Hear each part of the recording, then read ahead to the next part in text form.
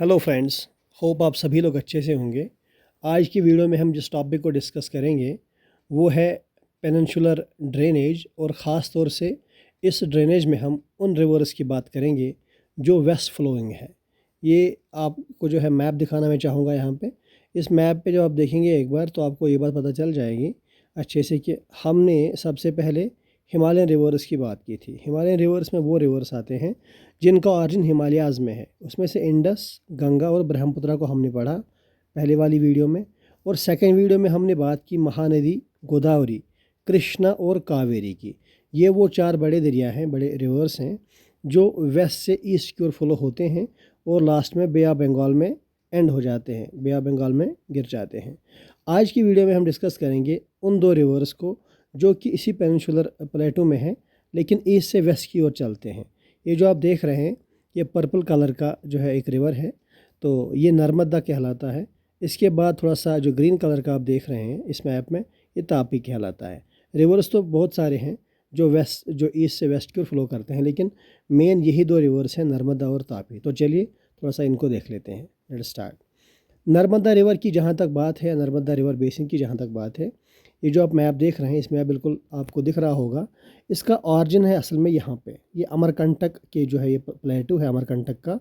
तो ये अमरकंटक प्लेटू असल में छत्तीसगढ़ और मध्य प्रदेश के बॉर्डर पे है। तो यहाँ से इसका ऑरिजिन हो जाता है, यहाँ से ये जो है रिवर चलना स्टार्ट करती है। और असल में इसका कैचमेंट जो है लगभग 98,800 जो है स्क्वायर किलोमीटर का कैचमेंट है। तो ये कैचमेंट चार स्टेट्स में है। एक तो मध्य प्रदेश में सबसे ज़्यादा है, महाराष्ट्र में है, गुजरात में है, और आपका छत्तीसगढ़ में इसका कैचमेंट है। ये जो मैंने बात की 98,800 स्क्वायर किलोमीटर्स की। तो यहाँ से जब ये रिवर चलती है, यहाँ से अमरकंटक प्लेटो से, तो उसके जो आप ब्लू देख रहे हैं बीच में, ये नर्मदा रिवर है।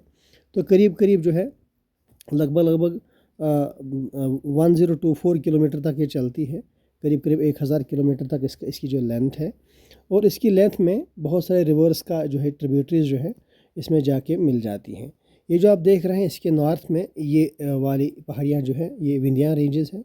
और थोड़ा सा ये भी देख लीजिए इसके ईस्टर्न एक्सटेंशन को जो हम कैमूर हिल कहते हैं। तो और साउथ में इसके जो है सतपुरा रेंज है ये वाला, और थोड़ा सा उसी का एक एक्सटेंशन भी है महादेव।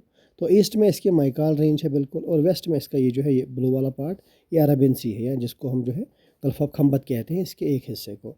तो यहाँ से चलती है, जब ईस्ट से ये रिवर चलना स्टार्ट हो जाती है और फिर स्टार्ट हो जाती है तो लगभग 1000 किलोमीटर से ज़्यादा जो है 1012 किलोमीटर तक चल के फिर आखिर में गल्फ ऑफ खंबत में गिर जाती है।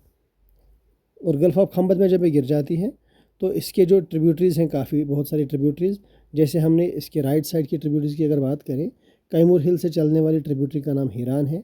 इसी तरह भरना है, और कोलार, चंद्रशेखर, चोराल, हिरान और ओरसांग, ये इसकी राइट बैंक ट्रिब्यूटरीज़ है। जहाँ तक इस नर्मदा रिवर की लेफ्ट बैंक ट्रिब्यूटरीज़ की बात है, वो है बुरनेर, बंजार, शाकार, तावा, खुरकिया, बोराड और करजान आखिर में। इसके अलावा भी बहुत सारी ट्रिब्यूटरीज़ हैं जो इसमें जो है आके मिल जाती हैं। तो खैर आखिर में क्या होता है, ये गल्फ ऑफ खंबत में जाके गिर जाती है। आपको ये बात मैं बताता चलूँ, ये रिवर जो है नर्मदा, ये चूँकि ईस्ट से वेस्ट की ओर फ्लो करती है, यहाँ से जब ये चलती है अमरकंटक से, तो यहाँ पे जो है करीब करीब 1084 मीटर की जो है हाइट पे, 1084 मीटर की हाइट से ये जो है चलती है। लास्ट में गल्फ ऑफ खंबत में गिर जाती है, लेकिन ये एक रिफ्ट वैली में चलती है। और रिफ्ट वैली आपको पता ही होगा, जब फॉल्टिंग हो जाती है तो मान लीजिए ये तीन जो है यहाँ पे आपके ब्लॉक हैं, तो इनमें से एक ब्लॉक जो है नीचे चला जाता है, तो इसी में जो है रिफ्ट वैली बनती है। इसको दूसरा नाम इसका जो है ग्रैबन भी कहते हैं इसे। तो ये बात बहुत इंपॉर्टेंट है। कभी कभार क्वेश्चन पूछता है एग्ज़ाम में कि इन रिवर्स में से जो है वेस्ट फ्लोइंग कौन सी रिवर है, तो नर्मदा उसका ऑप्शन हो जाता है, नर्मदा या तापी। और या कभी कभार इस तरह से क्वेश्चन पूछता है कि इन रिवर्स में से जो है रिफ्ट वैली में कौन सी रिवर फ्लो करती है, तो नर्मदा या तापी उसका आंसर फिर से हो जाएगा। तो आगे चलते हैं, देखते हैं तापी के बारे में थोड़ा सा। ये आपके सामने तापी रिवर है, ये आपके जो सामने मैप है स्क्रीन के ऊपर। तो तापी रिवर यहाँ से चलती है, बैतूल प्लेटू है, मध्य प्रदेश, गुजरात और महाराष्ट्र इसका जो है इन तीन स्टेट्स में इसका कैचमेंट है। और बैतूल प्लेटू से जो चलती है जो मध्य प्रदेश में है, और लगभग इसकी जो लेंथ है वो 724 किलोमीटर्स की है। और लास्ट में जो है गल्फ ऑफ खंबत में ही गिर जाती है, ये वहीं पे एंड हो जाता है इस रिवर का भी। ये गल्फ ऑफ खंबत जो है सूरत के पास जो है सूरत डिस्ट्रिक्ट गुजरात का, तो वहीं पे जो है गिर जाती है ये गल्फ ऑफ खंबत में। और जहाँ तक इसकी कैचमेंट की बात है, वो 62,000 स्क्वायर किलोमीटर्स का कैचमेंट एरिया है। और वो 3 स्टेट्स में, जैसा कि मैं अर्ज़ कर चुका हूँ, एमपी में, गुजरात में और महाराष्ट्र में। इसकी ट्रिब्यूटरीज़ की जहाँ तक बात है, जैसे इसके नॉर्थ में जो है सतपुरा रेंज है, साउथ में अजंता रेंज है, तो इनसे बहुत सारी जो है ट्रिब्यूटरीज़ निकलती हैं, छोटी-छोटी दरिया, छोटी-छोटी स्ट्रीम्स निकलती हैं, वो इसमें जो है आके मिल जाती हैं। जिनमें से कुछ इंपॉर्टेंट है, जैसे गिरना है, पुरना है, पंजारा है, अरुणावती है और गोमाल है। तो अब इसके बाद हम देखते हैं, थोड़ा सा कंपैरिजन करते हैं हिमालयन रिवर्स को पेनिनसुलर रिवर्स के साथ। ये देख लीजिए आप, सबसे पहले हिमालयन रिवर्स की जहाँ तक बात है, तो ये रिवर्स जो Himalayan reverse, these rivers originate from the Himalayan mountain ranges. ये इन रिवर्स का ऑरिजिन जो है हिमालयन माउंटेन रेंजेस में है। और जहाँ तक पेनिनसुलर रिवर्स की बात है, तो ये पेनिनसुलर प्लेटो से ऑरिजिन हो जाते हैं, इनका ऑरिजिन है। और सेकंड पॉइंट हिमालयन रिवर्स में है, इनका जो है कोर्स है या इनकी लेंथ जो है वो लॉन्गर है बनस्बत के पेनिनसुलर रिवर्स के। और पेनिनसुलर रिवर्स जो हैं वो कंपैरेटिवली अगर देखा जाए कंपैरिजन में स्मॉलर कोर्स के होते हैं, उनकी लेंथ स्मॉलर होती है। जैसे आप गंगा का देख लीजिए, तो गंगा की जो है लेंथ है 2525 किलोमीटर्स है। अब नर्मदा की देख लीजिए, फॉर एग्जांपल 1024 किलोमीटर्स है। तो कहने का मतलब हिमालयन रिवर्स जो हैं उनकी लेंथ ज़्यादा है बनस्बत के पेनिनसुलर रिवर्स के। और तीसरा पॉइंट हमने लिखा है, हिमालयन रिवर्स में इनका जो बेसिन होता है और कैचमेंट एरिया वो भी ज़्यादा है in comparison to peninsular rivers. और चौथा पॉइंट हमने क्या लिखा है, the bed rocks of this rivers are soft. जो हिमालयन रिवर्स हैं जिनका ऑरिजिन हिमालयाज़ में, उनके बेड रॉक्स जो हैं सॉफ्ट होते हैं। असल में सेडिमेंट्री रॉक्स के ऊपर से उनका फ्लो होता है। और ये जो इन कंपेरिजन टू दिस जो पेनिनसुलर रिवर्स हैं, और ये मेटामॉर्फिक रॉक्स हैं, इग्नियस रॉक के ऊपर इनका फ्लो होता है। तो ज़ाहिर सी बात है, जब ये वो रॉक्स इरोडेबल है ही नहीं या बहुत रेजिस्टेंट है टू इरोजन, तो इनका लोड जो होगा, जो इनके साथ होगा, वो बहुत ही कम होगा।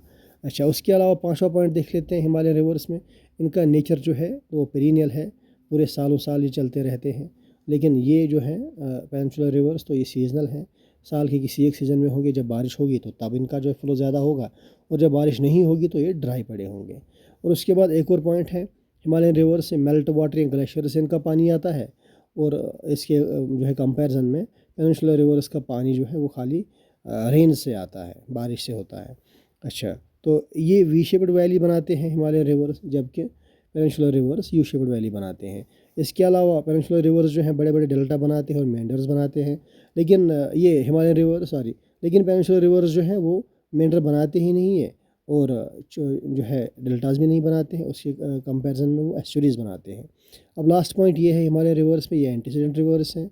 यानी कि जब वो रिवर एंटीसीडेंट रिवर उस रिवर को कहते हैं जब कोई रिवर चलती है, उसके कैचमेंट में या उसके जो है कोर्स में कोई ओबस्ट्रक्शन आ जाए, तो वो उस ओबस्ट्रक्शन को चीर फाड़ के जो है आगे निकल जाए, अपना कोर्स चेंज नहीं करे, कोर्स की डायरेक्शन भी चेंज ना करे, वो एंटीसीडेंट रिवर कहलाती है। In comparison to this Himalayan ये जो है पेनिनसुलर रिवर्स एक कंसिक्वेंट रिवर्स है, यानी कि जैसा स्लोप है उसी स्लोप के अकॉर्डिंग ये चलते हैं। Thank you.